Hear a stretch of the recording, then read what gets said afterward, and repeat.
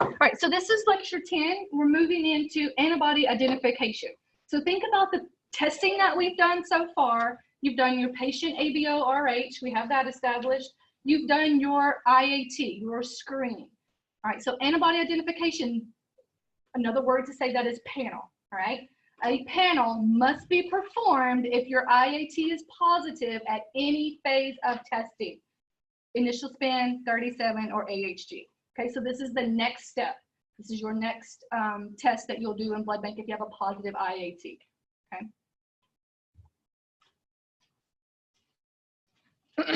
So you guys will do this on your patient testing, meaning that the recipient, the patient has the potential to be transfused. Okay, this must be performed.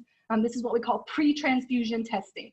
Okay, this is also done at your collection facility on donors. They will also get an ABO-RH to include week D if they're negative at initial span, and they will have a IAT performed as well. The purpose of this is, if we have a positive IAT, that means that we have detected an unexpected antibody. Okay, they have an antibody in their plasma other than their ABO antibodies, which we expect that, correct? So this means they have an antibody to another red cell antigen. Okay. And this is actually my favorite part of blood bank. Again, this is where your investigation results, your skills come into play, problem solving. Okay, so we have these reactions. What's causing those reactions, and how does blood bank handle it? Okay.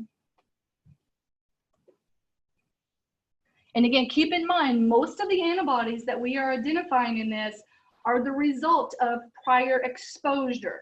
These are different from your ABO antibodies that are naturally occurring. These antibodies will typically have been formed from females who have had previous pregnancies, or the patient has had transfusions in their history, okay?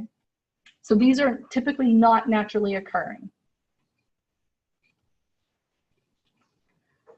Right, so keep in mind, I think you guys are all aware of this, allo antibodies are antibodies that have been built against red cell antigens that your patient lack.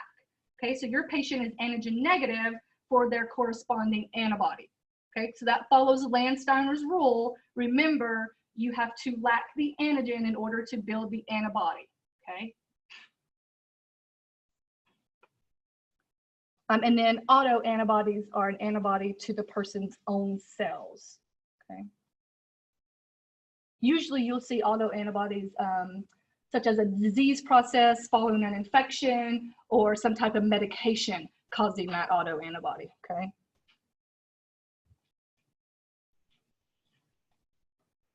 We talked about in the previous lecture, if your IAT is negative, but then your cross-match, so in your cross-match, you're taking patient plasma mixed with donor cells, and you're mimicking what's gonna go on inside that patient body. Is that unit compatible? So if your unit is antigen positive for your patient's antibody, that will cause a positive cross-match. Okay, so if your IAT is negative and you have a positive cross-match, that usually indicates a couple different things. Number one, you have the wrong ABO. Okay, so remember the cross-match is a further step to confirm ABO compatibility between your donor and your recipient, right? Or your patient, if your IAT is negative, your patient has an antibody to an antigen that was not on the IAT, all right, such as Chido Rogers or Diego, all right, one of those high titer, low avidity private antigens, okay? So when I say private antigens, meaning that your donor is antigen positive for one of those private antigens that your patient has an antibody to. This percent seems really low to me because in blood bank, this is all we focus on is identifying antibodies, right? So 0.3 to 2.8% of the population will have antibodies. If you're working in blood bank, that percent seems a lot higher to you because you will see this several times a day, every day, okay? So if you have females, that percent goes up. Older people, that percent also goes up because the older you are, the more likely you are to have a transfusion in your lifetime. All right, so think about the IAT procedure. You guys remember it can be a 2-cell or a 3-cell screen. If your IAT is negative, there is no need for any further testing. Okay, your IAT is negative. You can say that that patient can safely receive a transfusion. Okay, and then you will perform your cross matches. However, if your IAT is positive, and when I say positive, I mean at any phase of testing, whether you have positive reactions in your initial spin column, in your 37 column, or your AHG phase of testing. Okay, anytime there is a positive reaction that is a positive IAT, you must do a panel. Okay. So essentially your IAT, again, another word for that is screen. All right, so if your screen is positive, then you have to follow through with definitive identification.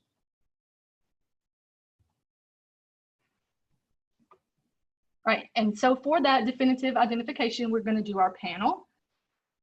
Sometimes we might even phenotype the patient. All right, so you're telling me your patient has built an antibody. Maybe it's anti-big E. We will phenotype our patient to make sure that they are indeed E negative, meaning that they have the capability to build that antibody, correct? Right, so if you say I identify anti-E, but my patient's E positive, that doesn't make sense. Is it some type of rare auto antibody? Has that patient recently been transfused?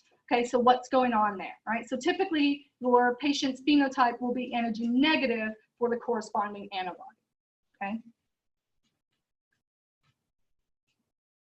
And then when you try to find antigen negative cross-match compatible units, right? So if your patient, you identify an antibody, we will have to honor that antibody and give them antigen negative units. So if your patient does have anti-big E, we want to make sure that our donor units are antigen E negative. Okay, does that make sense to everybody? Because what's going to happen if your patient has anti-big E and you give them big E positive red cells? That patient's anti-E is going to attack those donor cells. You're going to cause a transfusion reaction. That patient's going to have extravascular hemolysis going on. Anemia, could have increased bilirubin. All right. So that's what happens if you give a antigen positive unit for the corresponding patient antibody. Okay. And so that's the role of blood bank. That's what we're trying to avoid. All right. We want our patient to have the utmost safest transfusion. Without transfusion reaction, would that be delayed or immediate? So it depends on what type of antibody it is. So with your RHs, it's probably going to be, I don't want to say immediate, but what's going to happen is, so their symptoms will be a little bit lesser. So they're not going to have like the side flank pain. They're not going to go into respiratory distress immediately like they would with the wrong ABO. But if that patient's anti-E is at a high titer already, and then you give them E positive donor cells, that antibody is going to attach those cells immediately. As soon as those cells get in the spleen, they're going to start being destroyed. So what might happen is your patient might spike a fever, and then it would be a hemolytic transfusion, febrile transfusion reaction.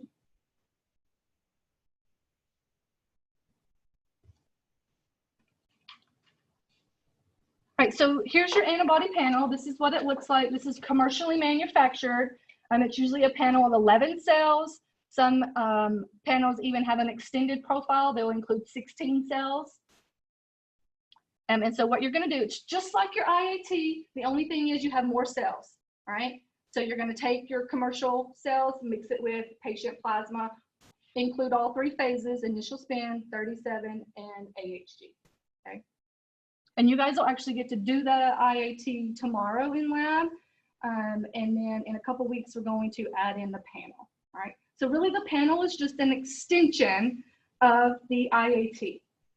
Okay, we're just allowing for, and we're going to talk about this in a little bit, that 95% confidence level that we are identifying the patient's antibody. Okay. And again, the blood bank is mandated by the FDA. So if you guys ever work in blood bank, you will be inspected by the Food and Drug Administration. The FDA also mandates that these panels include all of the clinically significant antigens, all right, well, antigens that could potentially build the antibodies that are clinically significant. All right.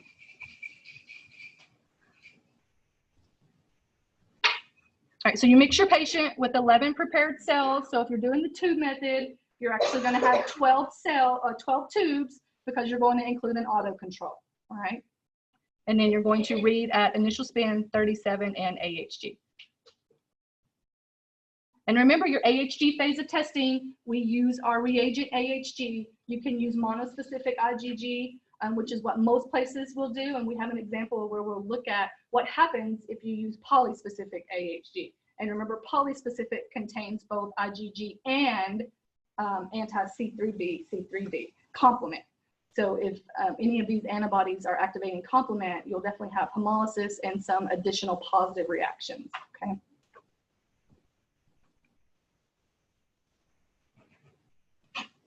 And just like your IAT, you guys will use LIS as well. It's a potentiator, low ionic strength solution to help the antibody overcome the zeta potential so we can visualize that agglutination. All right, so as you complete each phase of reaction, it's very important that you grade the reactions, all right? Is it negative, 1 plus, 2 plus, 3 plus, or 4 plus? That comes into play. Number one, if you're trying to see if your antibody is demonstrating dosage. Number two, if you have the presence of multiple antibodies. Okay, maybe you have one antibody that's reacting 1 plus, but then you also have several cells that are giving a 2 plus reaction or a 3 plus reaction. That could indicate that you're dealing with multiple antibodies as well, okay? If you think you have dosage, remember your homozygous cells will react stronger. Your heterozygous reactions are going to react weaker. And just to bring that home, here's an example of your homozygous.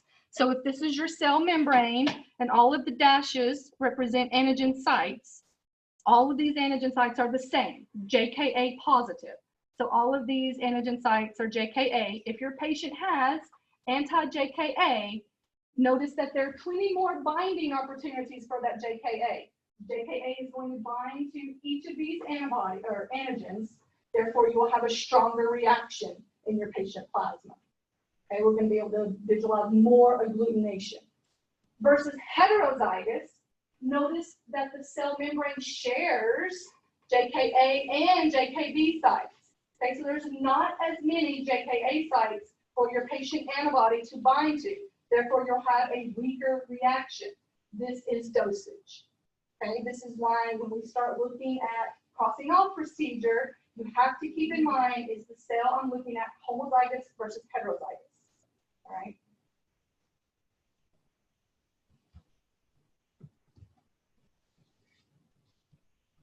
And so here's an example of dosage.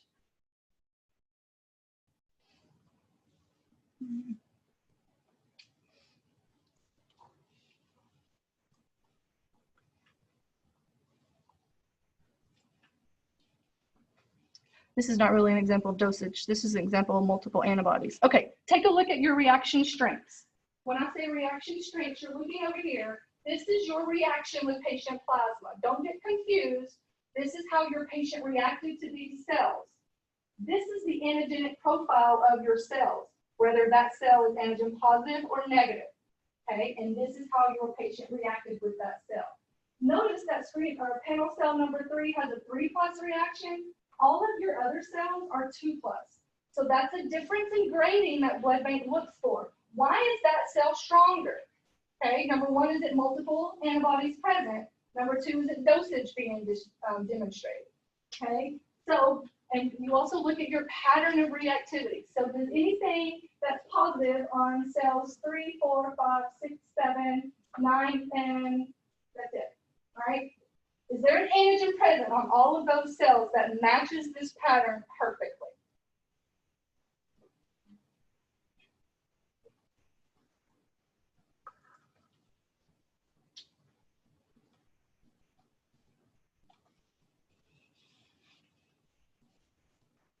What do you guys think about Duffy A?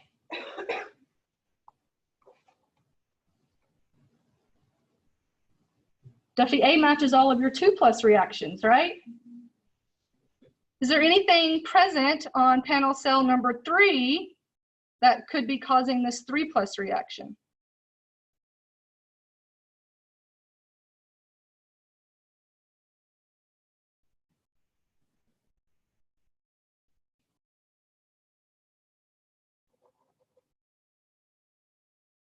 What about big E? All right, so if you tell me big E is also positive on panel cell 5. Why is panel cell 5 only given a 2+ reaction?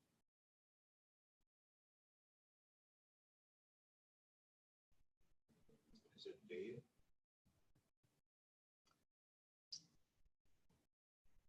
It's not D because D is on screening cell 1 and 2 as well. And notice that panel cells 1 and 2 D positive, but gave us a negative reaction.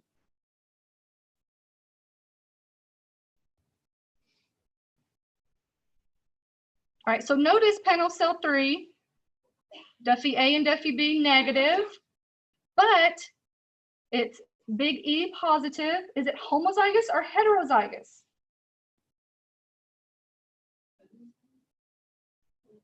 So take a look here. Here's your big E. If you look at its haplotype, the one it's inherited with, you have to look at little e. Okay, so they're not right next to each other usually in your Rh family. So you have to look at big E and little e. Cell number 3 is homozygous. Remember, in a homozygous reaction, we will see stronger reactions of our patient's antibody in the plasma. But panel cell 5 is also big E positive, right? But why is it a weaker reaction? Because it's heterozygous, okay? Do you guys see that? Even though it's big E positive, heterozygous, and it's also Duffy A positive as well, right? Duffy A positive. So because big E is heterozygous on that cell, it's given us a weaker reaction.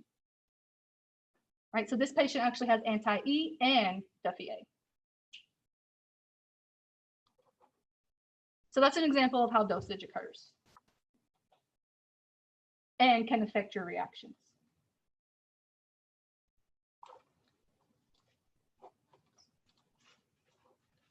Sarah had a question. Sarah asked about Kel. Okay, Sarah, notice on Kel, panel cell 1 is Kel positive, but we had a negative reaction in our plasma.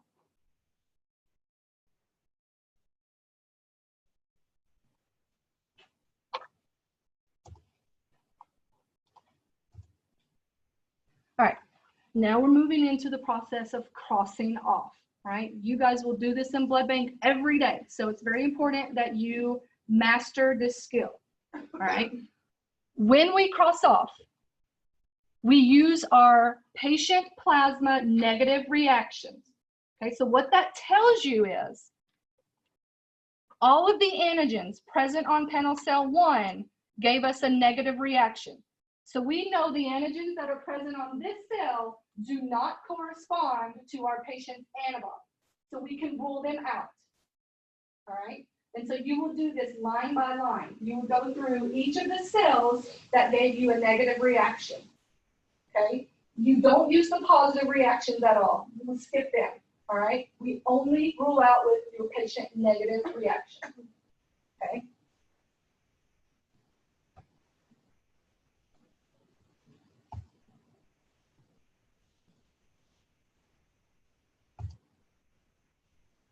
In the process of crossing off, if your panel cell is homozygous, all right, an example of that would be big E positive, little e negative. Okay, so it's homozygous for big E. You can do what we call completely rule it out, completely cross it off. If that cell is heterozygous, okay, so it's big E positive and little e positive, you can only half cross it off. Okay, and the reason for that is because we want to account for dosage. Even though we have a negative reaction and that cell is heterozygous, is that negative reaction only due to the decreased amount of antigen sites on that cell? So you have to have 2 heterozygous cells in order to completely cross off, or 1 homozygous cell, okay? And here's another example. So if your panel cells were positive for JKA, so JKA positive and negative for JKB, that's a homozygous cell, and you had a negative reaction in your patient plasma, you could completely cross off JKA, okay? If your panel cell was positive for JKA and JKB, that's heterozygous, you could only cross off half, okay? And then, so let's say as you're going through all of your negative reactions in your patient plasma, you come across this JKA again, it's already half crossed off. You can add the other half crossed off and then it's completely gone. All right, it's completely ruled out.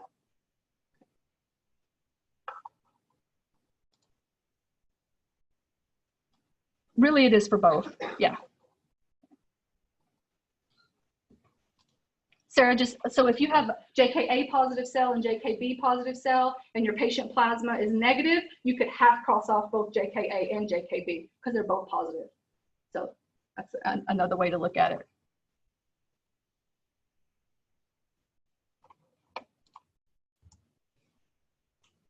All right, so this comes into play. You have to know what your pairs of antigens are, okay? So if you have an A and a B, like JKA and JKB, that's what you look for homozygous versus heterozygous.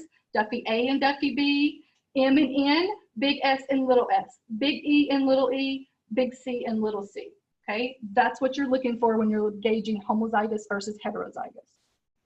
P will always be by itself. Very rare to have a heterozygous Lewis A, Lewis B, so usually you're positive for one or the other in the Lewis family.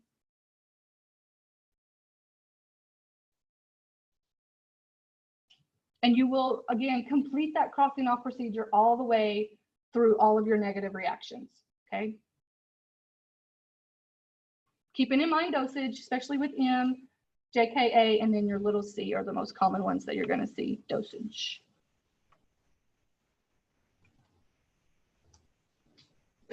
So then once you completely cross off, you're going to have some antigens that remain. Those are your potential patient antibodies. Okay, you can circle those.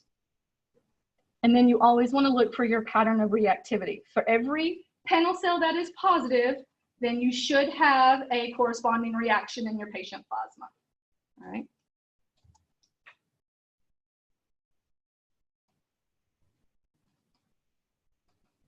And again, so we're looking at the negative reaction in our patient plasma. That's what we rule out with.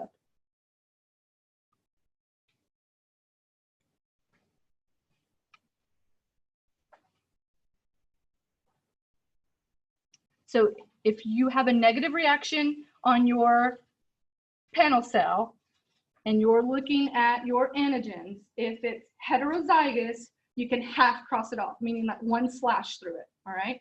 If it's homozygous, you can put 2 slashes through it, making an X. It's completely crossed off, meaning that that is not your patient's antibody, all right?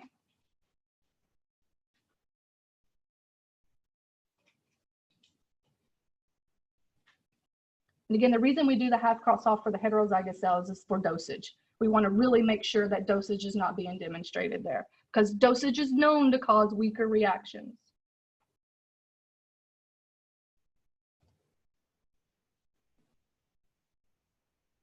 All right, so you will, at the end of your crossing off procedure at each panel, you might have some that are only half crossed off. That is considered not to be completely ruled out. You have to then further do what we call select cells.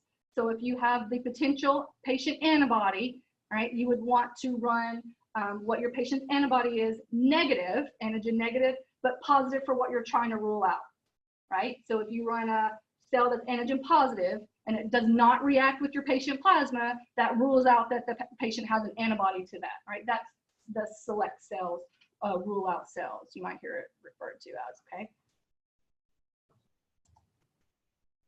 All right, so let's do this. We're gonna do the first one together. I have printed these out for my in-class students. This is included in a PowerPoint presentation in the course, so you can print them out and practice for my online students. All right, remember, we will start with the first negative reaction. So what cell gave us our first negative reaction with our patient plasma? Cell number 1, all right? So I gave each of you a blank sheet of paper. So it always helps me to line it up. We're only looking at that first row right now. Don't worry about what else is on there.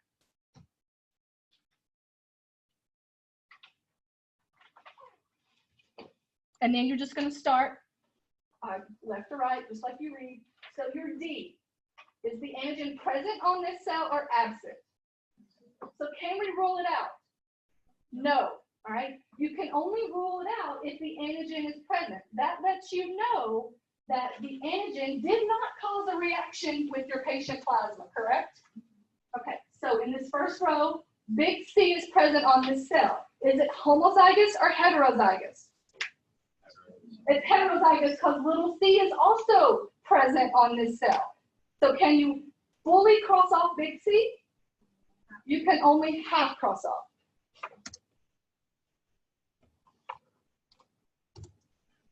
All right, and you could actually half cross off little c as well. All right, does everybody see why big C and little c are half crossed off? Okay, because antigens are both expressed on this cell, but give us a negative reaction in patient plasma.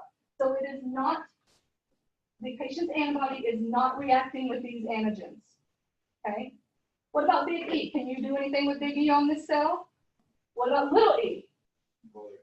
You can fully cross little e off because he is homozygous. All right.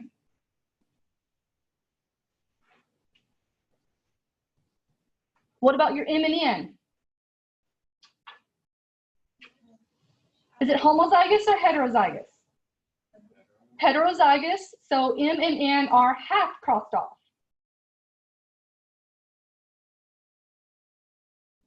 Okay, then your next pair is big S, little s. You can fully cross off big S because he is homozygous. Okay, this cell is a little s negative. Okay, so we can fully cross off big S. What about P1? Remember, he travels by himself. He's completely ruled out, right? Because he's by himself. We don't have to worry about homozygous or heterozygous on him. What about Lewis A? Fully cross off Lewis A. What about Lewis B? Can't do anything with him because he's negative on this cell. Right? So then we have our Kel family. We have big K and Chelano. What do you guys think about big K? Can't do anything with him, but what about Chelano? He is completely crossed off. All right, what about Duffy A and Duffy B on this cell? Heterozygous, so both of them are half crossed off. And then what about JKA and JKB? Both of them are half crossed off with that cell. Does that process make sense to anybody? No? Did somebody say no? Okay.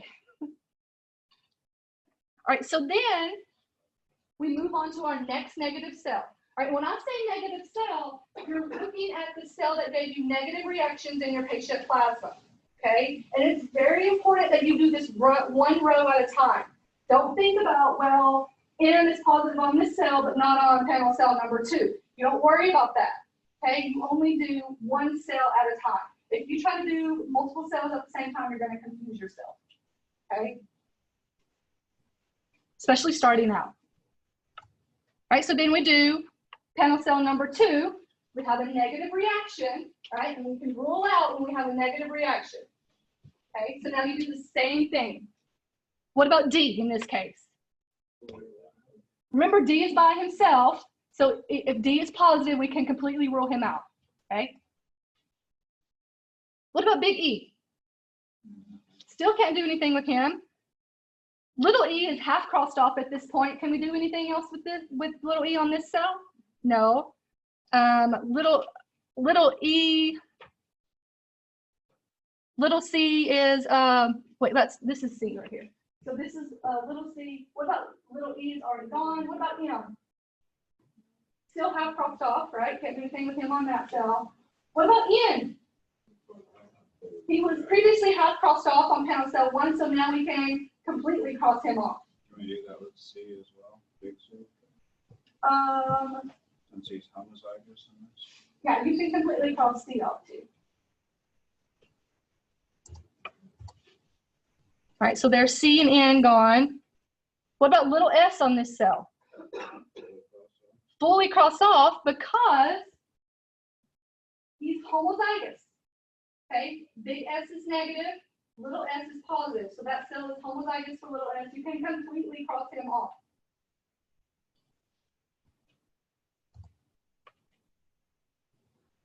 Same with Duffy A. What, can you do anything with Lewis B or Kell on this cell? All right. What about Duffy A? Duffy A is your next one.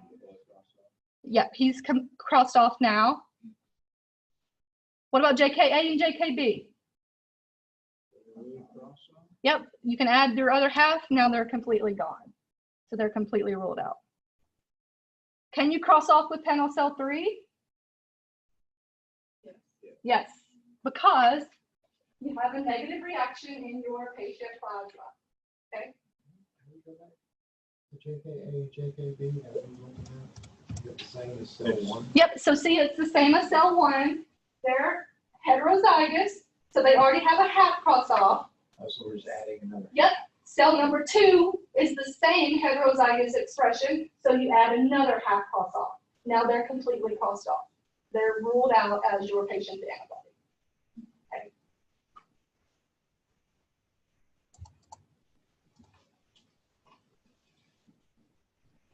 It gets a little more challenging as you have some crossed off and some not as you go down. We've already crossed off D, already crossed off C. Can you do anything with E? Nope, so he's still a potential antibody. Little e, can you do anything with him on this cell? Little e is crossed off. What about M? M is crossed off now. So he's homozygous. You can add another slash. He's completely ruled out. N is already gone. Big S, little s. P1, Lewis A. Can we do anything with Lewis B on this cell? Can we do anything with Kell? Chelano's gone. Duffy A is gone. What about Duffy B? We can fully cross him off now. JKA and JKB are already ruled out.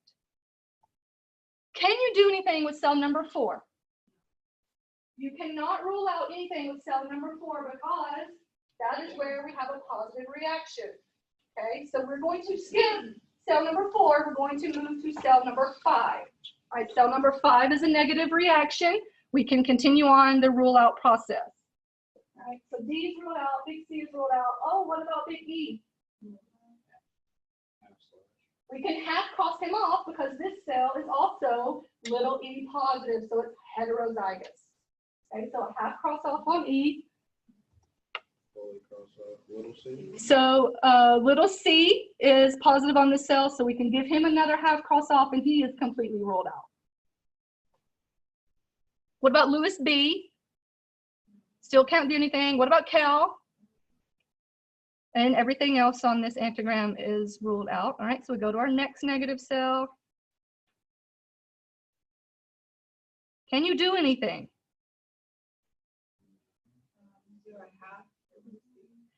So not a half.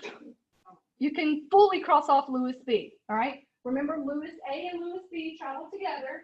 Lewis A is negative. Lewis B is homozygous, so you can completely cross Lewis B off. What about Kell?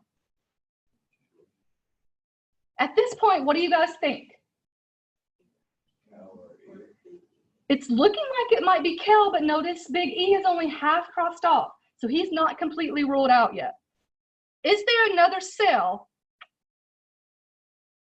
present that we could rule out big E? So does any of these remaining cells positive for big E that you could rule him out? No. So what's your potential antibody on this patient?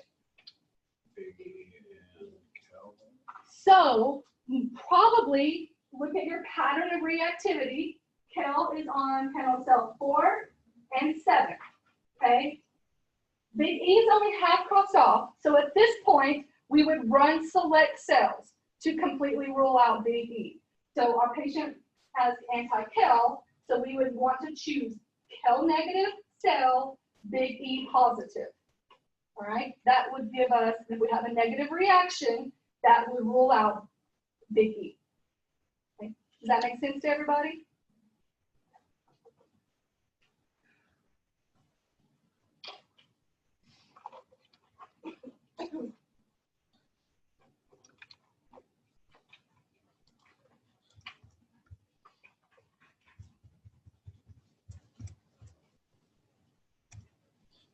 All right, Sarah has a question on JKA and JKB on cell number 2. Sarah, look at panel cell number 1. It's a heterozygous, so we have crossed off JKA and JKB. Panel cell 2 has the same heterozygous expression, so we have crossed him off again. Does that make sense? All right, does everybody see? Yes, ma'am.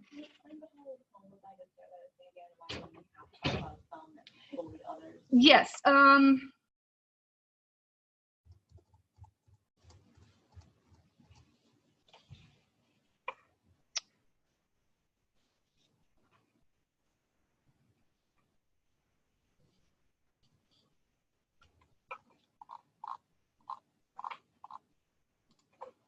Let me go back to this panel. I think it would be easier. So the question was explaining why we have cross off with heterozygous versus fully cross off with homozygous.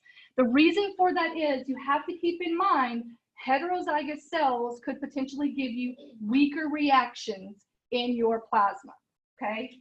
Because there's not, if a heterozygous cell, they are sharing the antigen sites, okay? So they have fewer binding opportunities for that specific antibody.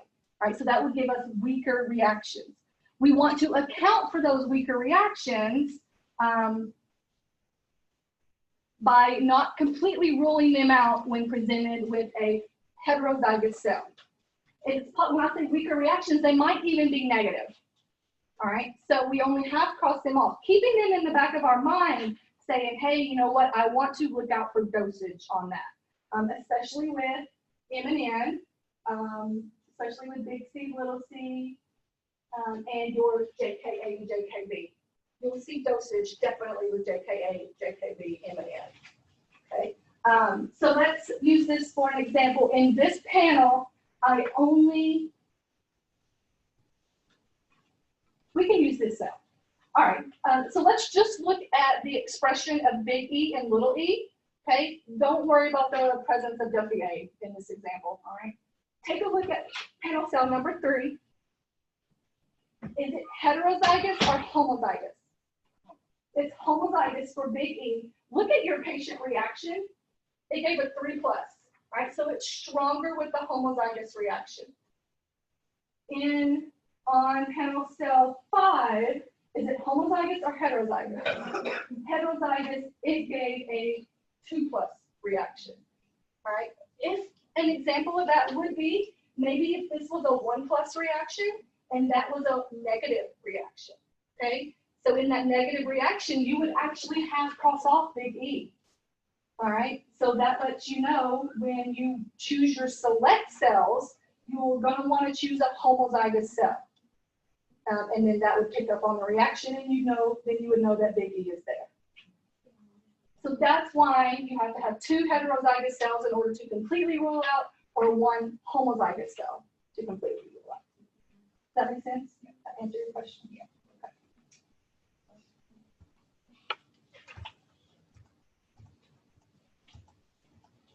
So it was 2 heterozygous cells or 1 homozygous? Mm-hmm. Yeah.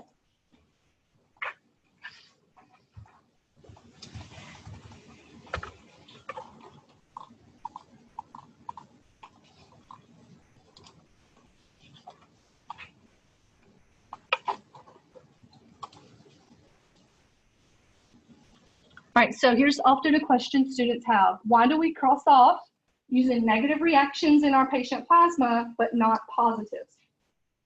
And the reason for that is negative reactions in your patient plasma indicate that the antigens present on that panel cell did not react with patient plasma. So that indicates that the patient's antibody is not to one of the antigens present on that specific panel cell. Okay.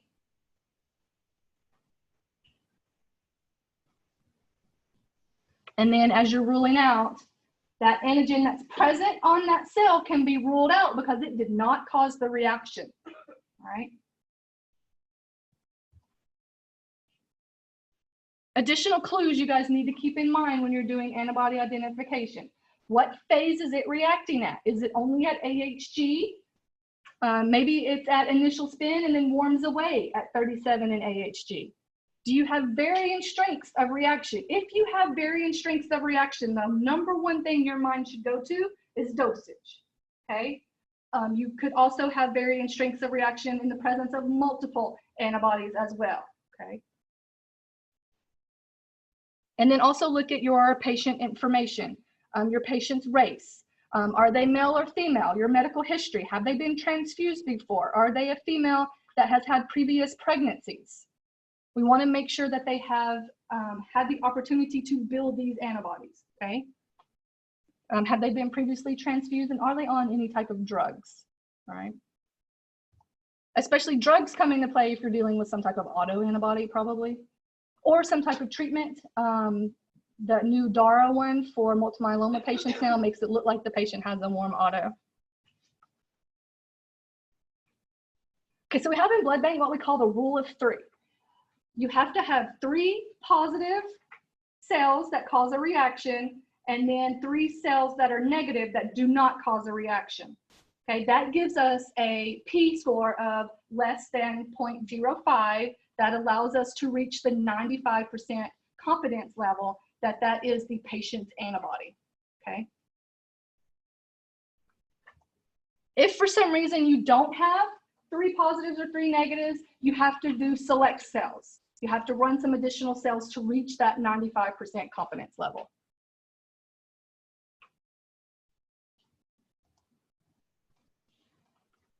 So what that looks like is, I'll show you. In the previous example, we said that our patient had big E. Do we have 3 cells that are big E negative, and which gave us a negative reaction in our patient plasma? Yes. Do we have 3 cells that are big E positive and gave us a positive reaction in our patient plasma?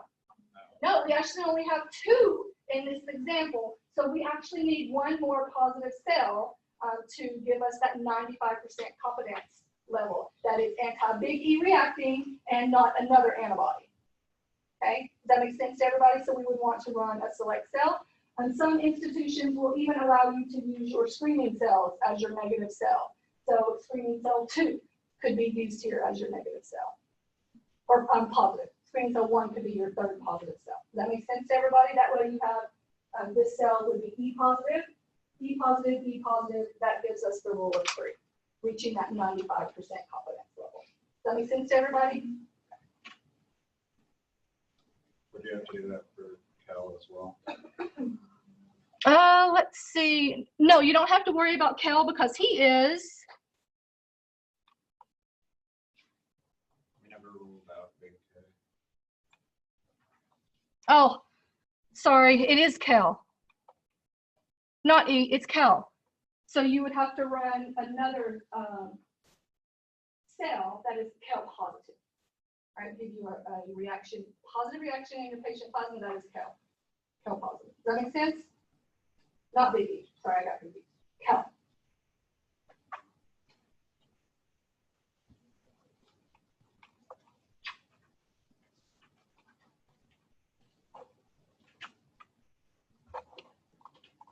All right, so let's go through some more examples.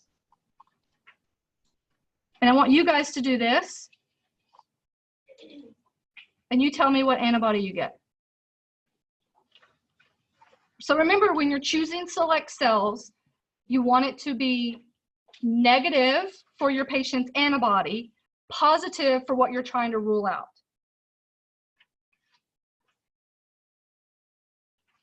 Two different things there, Sarah. Are you talking about select cells or to reach the rule of 3? The rule of 3.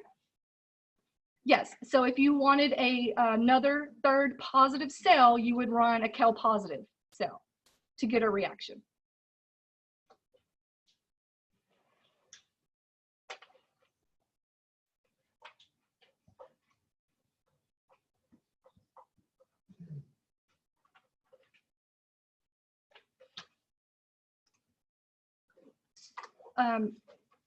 So you would look at your antigram that comes with your panels.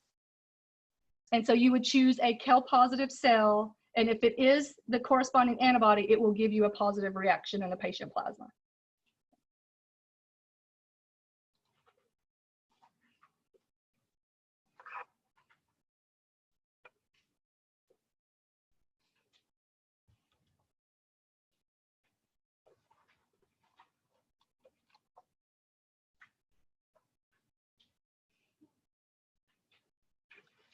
Yes, so you have to run an additional cell, or you could use, if you have a negative screening cell in your IAT, that could count as your third positive cell as well.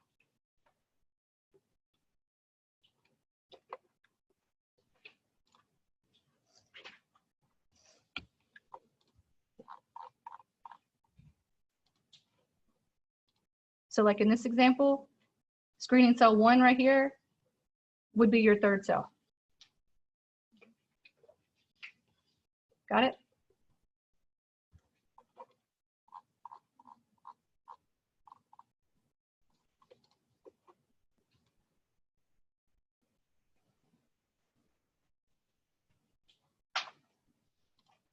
All right, anybody got it figured out yet?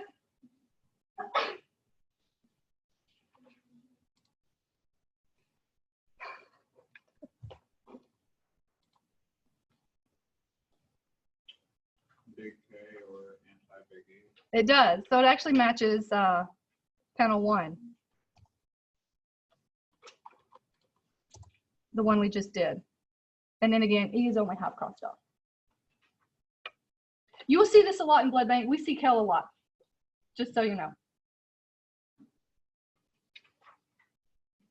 Did everybody get E only half crossed off on that one? Okay. Katie, you said no. What's going on? Through how you got on that? Yeah. 'Cause, I mean, I see it at the end, but I don't understand. Yes.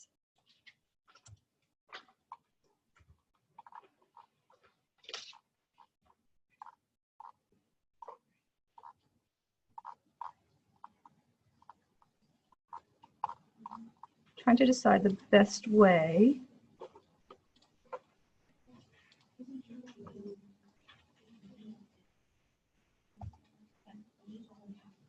All right, so you want to start with your negative reactions. Okay, you got that? Wherever you have a negative reaction in your patient plasma. Okay, so we can start with panel cell number 1. You want to look at whatever the plus sign indicates that the cell is antigen positive. All right, the 0 indicates that the cell is antigen negative. Okay. So if the cell is antigen positive, that lets us know that this antigen is not causing a reaction in your patient plasma. Therefore, we can rule it out. Now, how you rule it out? If it's homozygous, all right, so you're looking at big C and little c, all right, if it's homozygous, you can completely cross it off. Is this cell homozygous or heterozygous for big C?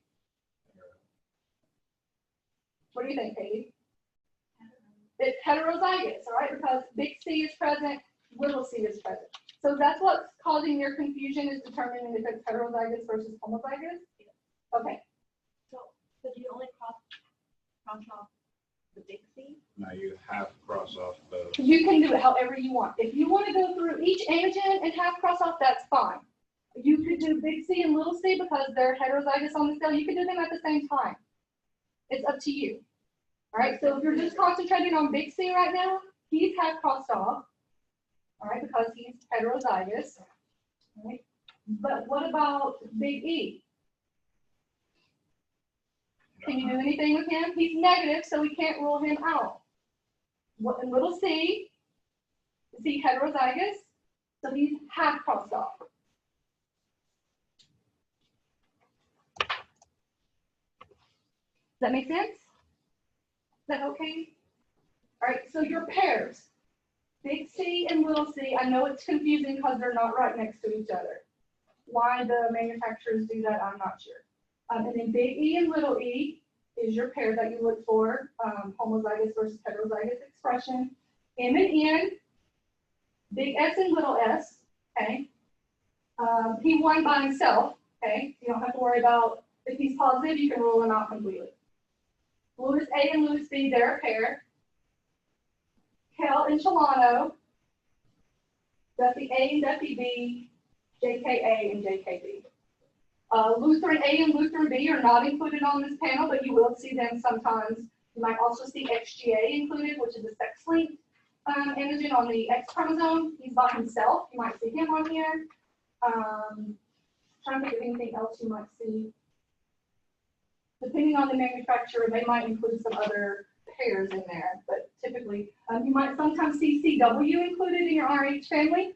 Most of your cells are going to be all negative for CW. You might also see F included. They travel by themselves. CW is by himself, F is by himself. Okay, so if they're positive, then you can completely cross them off. Most of your cells are going to be all negative for CW and F though. Are D and P the only ones that travel by themselves? In this panel, yes. There are some other ones. XGA, the common one, travels by himself, but he's not included in this.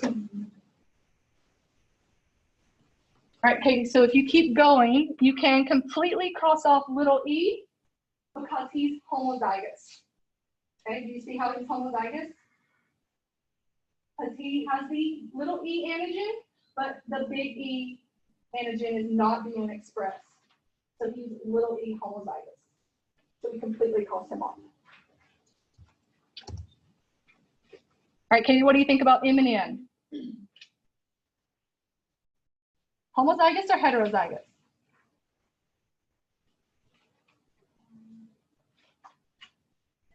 Heterozygous, so we can half cross them off. All right. And then big S and little s. What do you think about big S?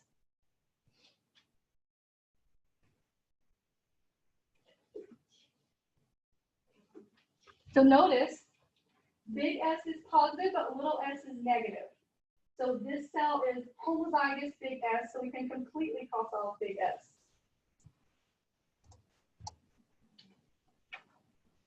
And then P1, remember, travels by himself, but you can completely cross him off. And then if you're Lewis family, Lewis A, homozygous positive, so you can completely cross him off.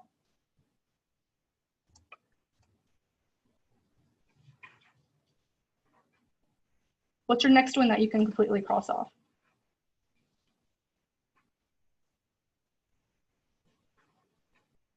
What do you think about Chelano?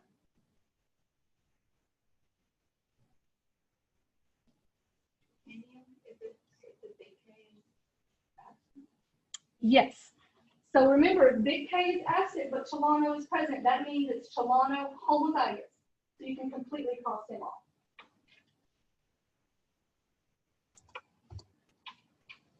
What about Duffy A and Duffy B?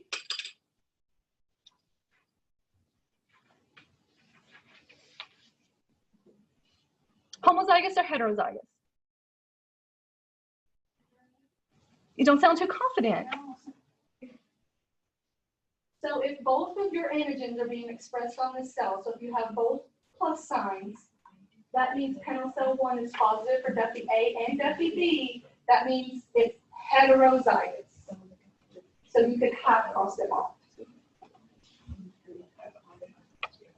Sounds like that might be what's causing your confusion. All right, does everybody know how you can determine heterozygous versus homozygous? You have to know what your pairs are. So Duffy A and Duffy B is a pair. Remember, if you ever have an A and a B, you have to look for homozygous versus heterozygous expression in that pair. All right, Duffy A and Duffy B are both positive on this cell, so they're heterozygous. Okay, so half cross them off. What about JKA and JKB? Heterozygous, and how are we going to cross them off? Yes, got it. And then you just keep doing that for every negative cell or negative reaction. Can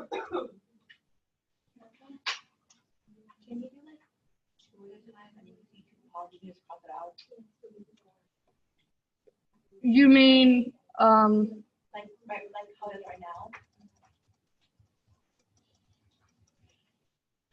like big C and little c? No, like two cells at a time. And then you see two positives. If you keep that in your mind, yes. That's what I did, but I think it's not.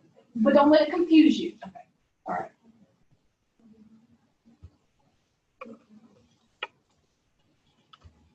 If any of you guys are struggling, please, we can practice this. I'm happy to work one-on-one with you guys. But let's do some more examples.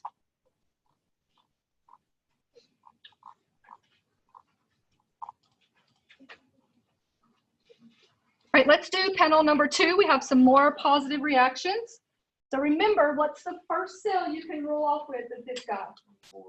Panel cell number 4, because panel cell number 1, 2, and 3, you have a positive reaction, okay?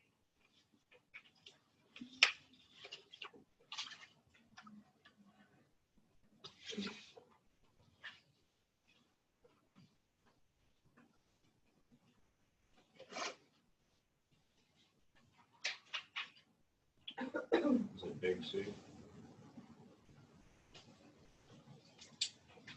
Hold on just a minute. Oh, sorry.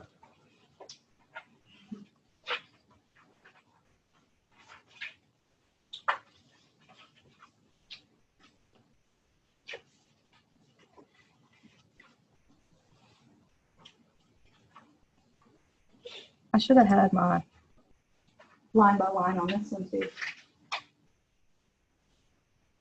I wonder if I could.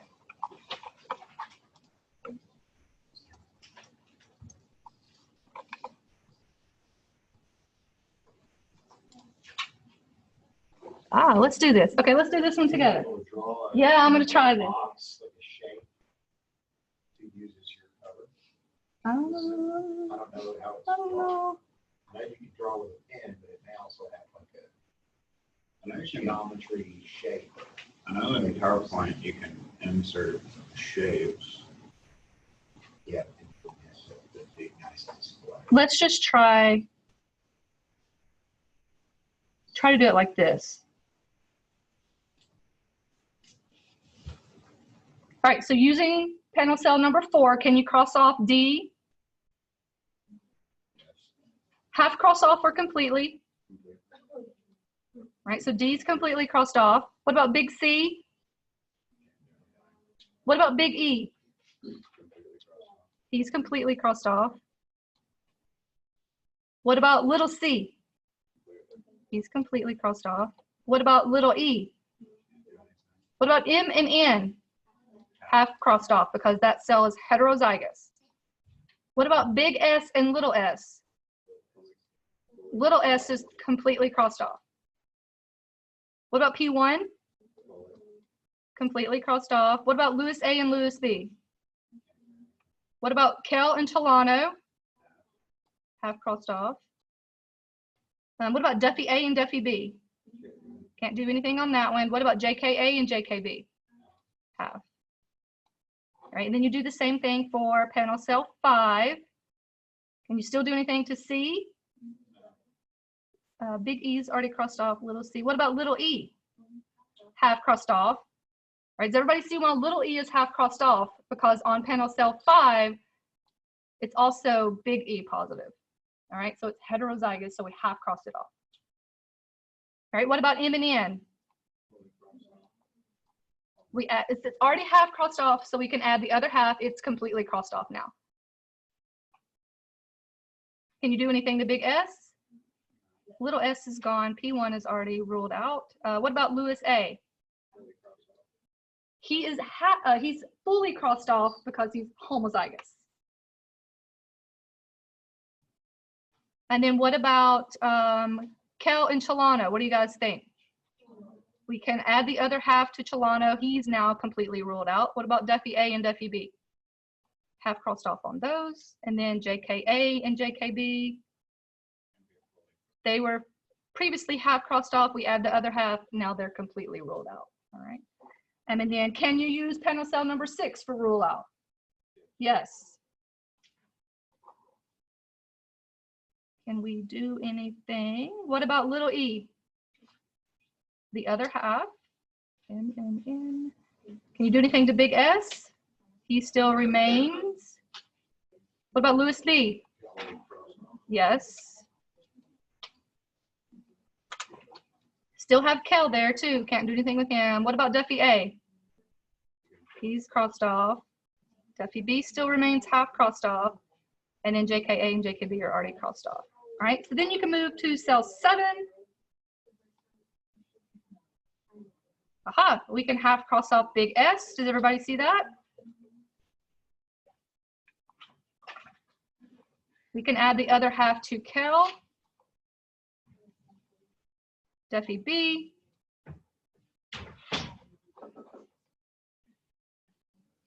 Can you make sure everything, all right, so we still have big S.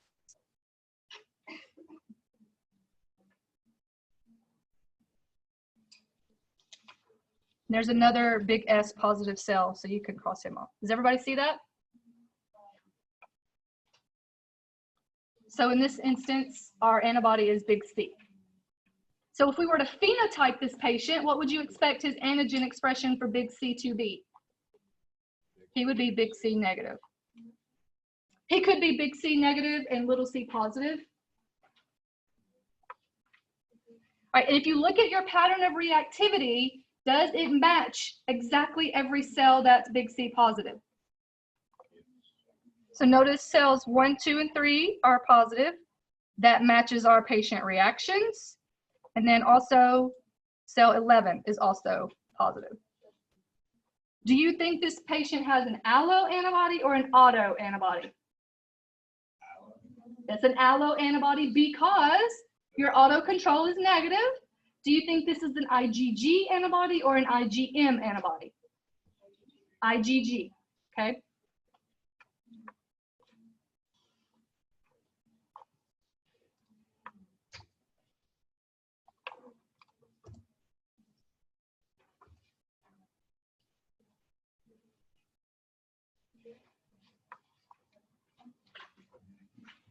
Now I have to get my.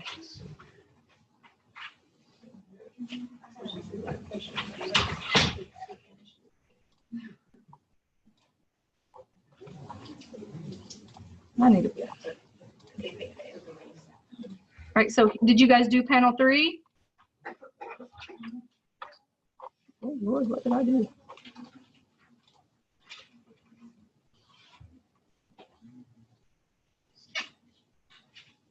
What'd you guys get?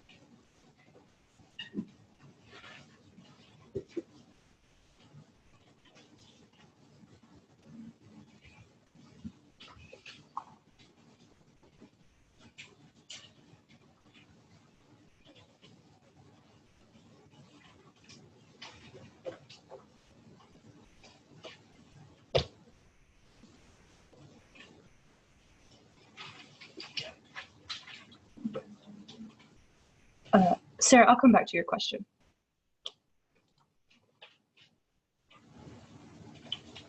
Is it D with a possible big K?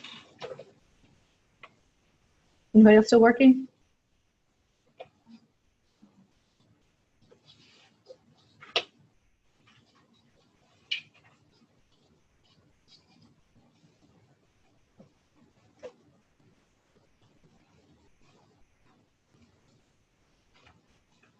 Give a second. Do you guys want to do this together?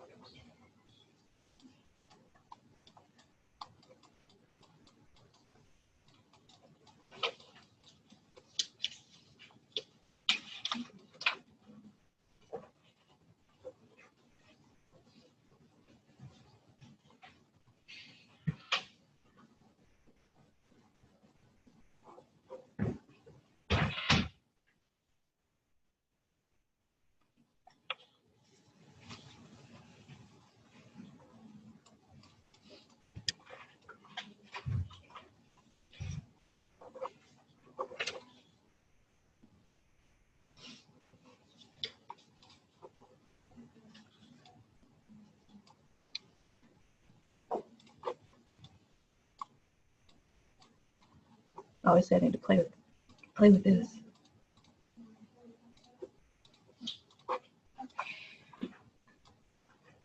It looks like it'll let you draw lines too. Okay, so what do you guys think? Definitely anti-D, but no big K or big E rules out. Kel's half crossed off, right? Kel's half crossed off and big E is half crossed off. Whose B is gone?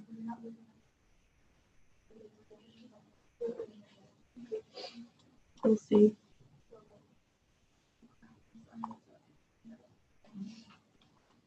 S is gone, yeah. All right, so what antibody do you think it is? It's probably anti-D. Why do you think that? It wasn't crossed off. It wasn't crossed off at all, and plus the 2 through 4. So Yes. Okay, crossed so off. D remains uncrossed off, and it matches your pattern of reactivity perfect. Cells number 2, 3, and 4 are D positive. That is where we have our reactions. However, we can't completely rule out, Big E. well, Kel. Big C is actually gone. Big E and Kel remain only half crossed off. Okay, so we would definitely want to run some rule out cells and confirm that Big E and Kel are not reacting. What type of select cells would you choose for that? Would you want your rule out cells to be D positive or D negative? D negative. Why D positive? Because you want to be able to make sure that you don't forget. All right, so for your rule out cells, when you are trying to rule out remaining antibodies, you want it to be D negative, okay, positive for what you're trying to rule out. So we would want D negative, homozygous E positive, homozygous Kel positive, okay? If that gave us a negative reaction with our patient plasma, then we can rule them out, all right? What if you ran a select cell and you had a positive reaction? And yes. That lets you know D is not the only thing reacting, right? Okay. So if you ran those check cells, and it turns out to be anti-E and anti-Kel as well, you'd have to say that it's anti-D, E, and Kel. Mm-hmm. Yep, which is possible. All right, so Sarah had a question about why I wrote negative down here. So whenever you look at your antigrams, you're always going to have a row down here that says patient cells. Whenever you do any phenotyping of your patient cells, you can record it here, right? So in this case, well, with D, you've already done your phenotype for D, right? Because that's what we do in the front type of your ABO-RH. That's what we're testing for, right? So if you write a negative here, that indicates that your patient is D negative. Okay, they lack that antigen on their red cells. They can build the antibody. Does that make sense? You could actually do his whole RH phenotype, say he's big C positive, maybe he's heterozygous little c positive. I'm just totally making this up. You would have to do testing to confirm this, okay? But this is how you would record it. 98% of the population are little e positive, so I'm guessing he's probably little e positive. So, given that we only have big E half crossed off, and our patient is big E negative, that's another reason we need to run some more rule out cells and rule out big E, right? Because if he's big E negative, then he obviously has already had the opportunity to build anti-D. He could also have anti-E. So we want to make sure we definitely ruled it out. All right, we would run some select cells. Sarah, did that answer your question?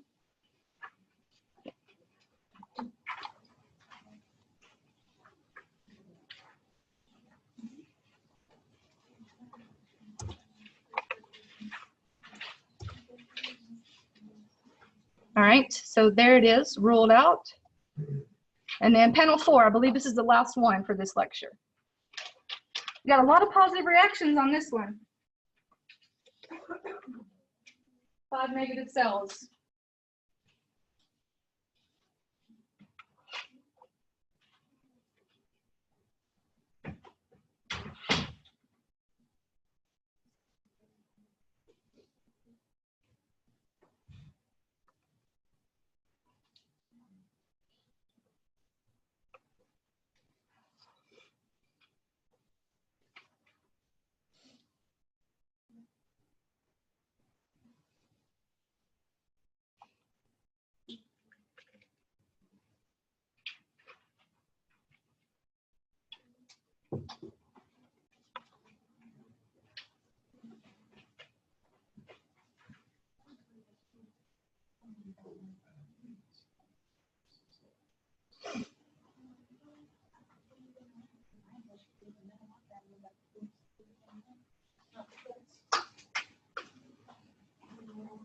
So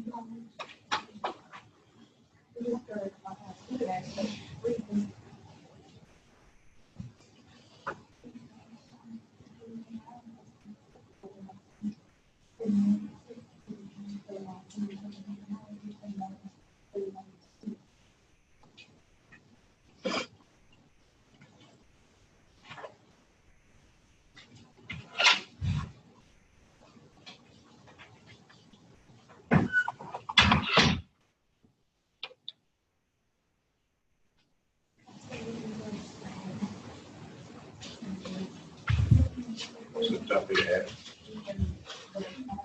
Yes.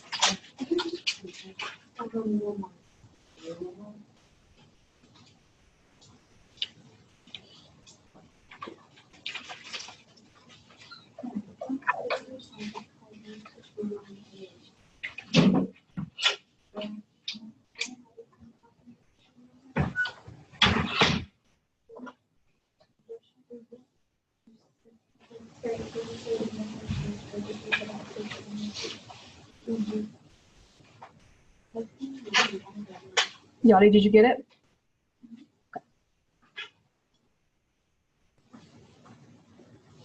Anybody still working on it?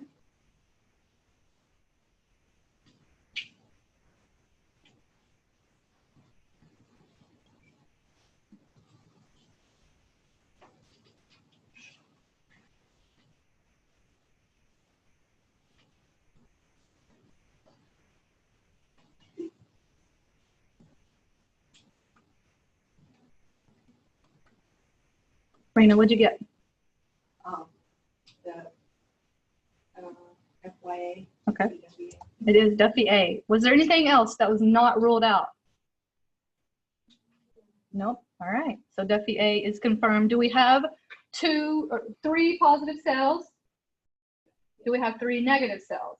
All right. So we are within that 95% confidence level that it is Duffy A. Do you need to run any select cells? No. When you say 3 positive, 3 negative, you would say AG positive. Yes. Yeah. So you can look at it as there's 3 cells that have the antigen, which gave us a positive reaction, and 3 cells that lacked the antigen and had a negative reaction.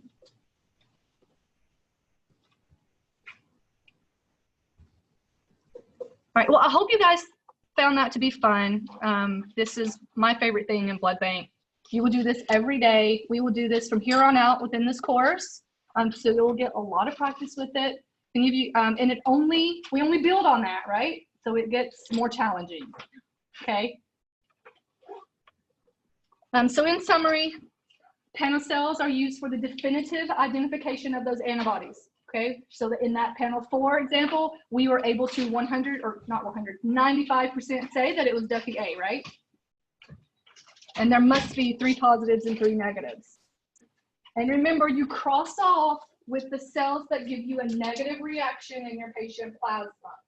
And remember, if that cell is heterozygous, you only have to cross off. If it's homozygous, you can completely cross off. So another way to think about that is with 1 homozygous cell, you can completely rule it out. 2 heterozygous cells takes a complete rule out, all right? And again, we will continue to do anagrams in the following lecture. And then in lab as well, we'll do some practice. And then I can post some practice ones in the course as well to give you some different examples. Is this the reason why you have us print stuff out for the next exam? Yes, so that's a good question. So from here on out, every exam in blood bank, you will get to print out these charts before the exam. You can print them out. It is really hard to do it from the computer screen. All right, even I struggle. I get my lines crossed off, intertwined. And so you can print these out. What it's going to look like. These reactions are going to be blank, right? You can access these right now for each exam. You can log in and look, all right? You don't have these reactions though, okay? You won't have these reactions until you log into the exam. You're going to have to record these reactions on your chart and then do your crossing off. All of this will be there. Yes, you will have this. It's just like working in a blood bank. So you'll have this with every lot number of reagent cells that you get. You'll have the antigenic profile. Yes, you don't have to record all this. Just your reaction will be blank. You can record all of that? No. It'll be like 5 hours. No, there's no way. So with respondus, it would be flagging us when we're like going through and having a blank sheet. It's okay. So what's going to happen is what you need to do when if you're using respondus and you're logged into the exam during your environmental check, everything that you've printed show the front and back. And then as you're in, your head is going to be down, of course. And so I can go in and I will check flags and everything like that. So it's fine. Yeah. You guys won't know if you're flagged. You don't know.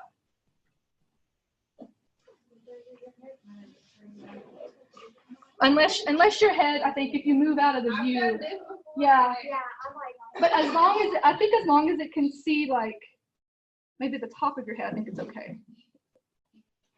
Because it has a little bit of facial recognition. It'll tell you when they can't hear. Yeah. Yeah. I was like, I think you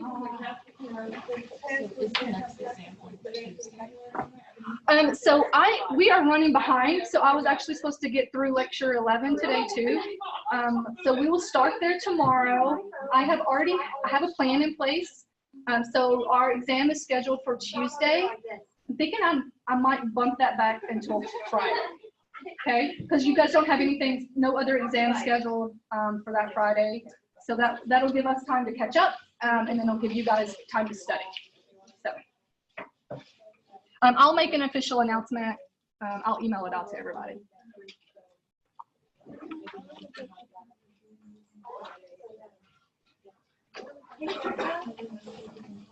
What do you do? Yep. What do you do when your rule of three doesn't match? So if you only have, let's say you only have 2 positive cells, that happens a lot with kale, then you can run some additional cells.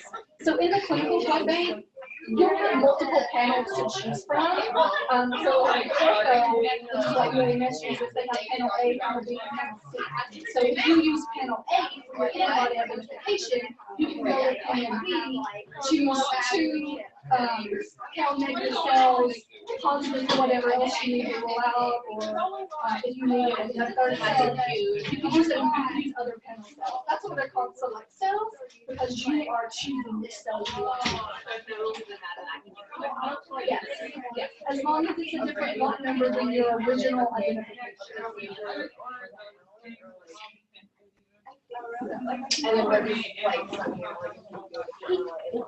Okay, Sarah. Panel 3.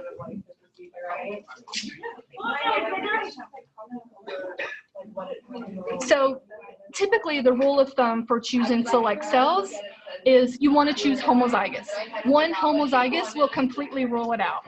However, if you are suspecting dosage, you would want to choose a heterozygous cell. There are instances in blood bank where if your antibody is only reacting homozygous versus heterozygous, because your reaction is going to be very weak with the heterozygous cell, then we would want to choose heterozygous cells if you're trying to prove that it's reacting. But theoretically, if you're just running select cells, you could just choose a homozygous and completely rule it out there.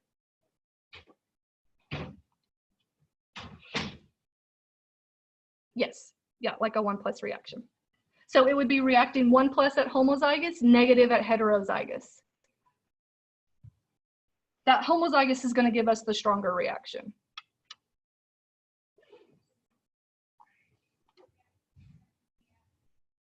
You had another question on panel 3. You skip cells 2 to 4 since they are positive. That's right. Yes.